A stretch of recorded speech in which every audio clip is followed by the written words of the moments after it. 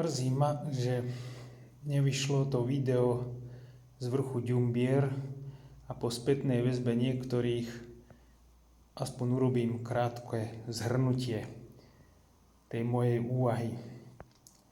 Že máme poslednú nedeľu v roku, 34. a nedeľu Krista Kráľa, je jediná, už sa nebude opakovať.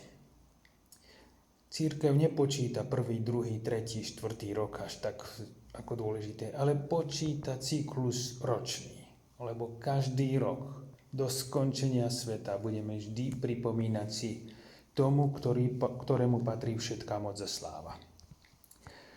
Spomenul som na tom vrchu, že predstavte si, ako Ježiša pokúšal ten diabol a jednej scéne ho vyzdvihol na vysoký vrch a povedal mu: toto všetko ti dám, ak sa mi budeš kláňať, všetky kráľovstvá zeme. Samozrejme, že toto je obrovská bezočivosť a hlúposť zo strany pokušiteľa, ktorý nemá moc nad svetami, národmi a vesmírom. Pán Ježiš na záver povieda: nami bola všetká moc, choďte a učte. Prirodzene, že Pán je Boh, Pán Ježiš je Boh. Takže je to taká bezočivosť zo strany toho pokušiteľa, ale dotýka sa veľmi citlivej struny, veľmi dôležitej veci, že Ježiš má moc a keď má túto moc, tak nech ju využije pre záchranu seba alebo zachráni množstvo nespravodlivosti alebo čokoľvek, aby sa kláňal tej moci, aby robil všetko v prospech a len v záujme moci.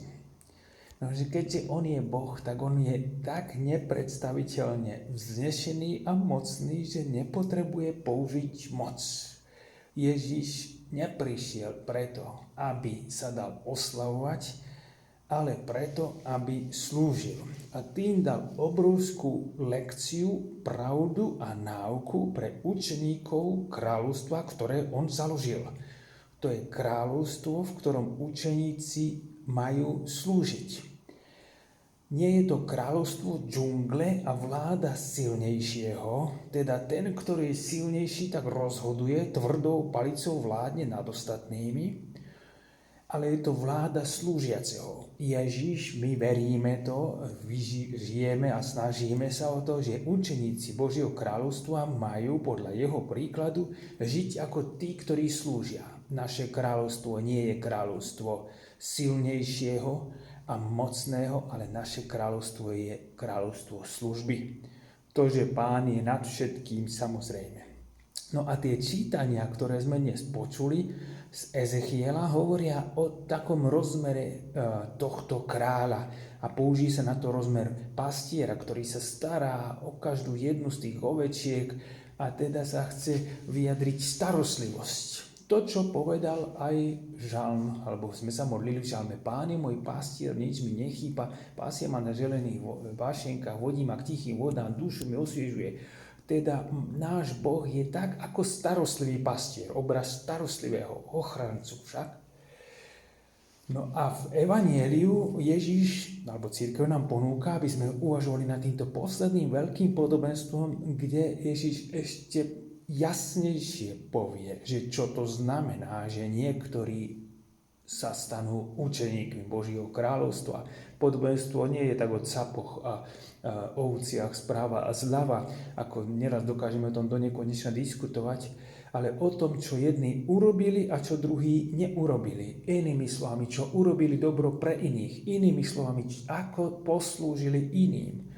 To, čo bude rozhodovať, my zvykneme hovoriť, že skutky lásky. V jazyku písma sa to volá skutky spravodlivosti.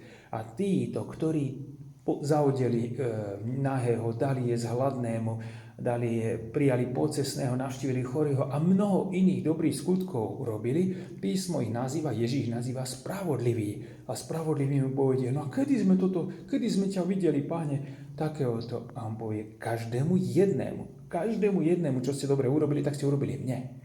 Kým tí druhí nedokázali rozpoznať Ježiša v službe iným, a tak asi ho len čakali, že čo, kedy, ako príde. Prenádherná náuka a samozrejme aj duchovný zmysel a vôbec význam nášho kresťanského života z toho, ak patríme do Božieho kráľovstva, ktoré začal Kristus, Boží a Kristovo kráľovstvo, tak našou výsadou je moc služby. To je jediné, čím môžeme zbližovať a realizovať Božie kráľovstvo. Veď je to obrovská prosba, ktorú sa modlíme. Otče náš, ktorý si na nebesiach, príď kráľovstvo Tvoje. Tá realizácia Božieho kráľovstva je aj v našich rukách.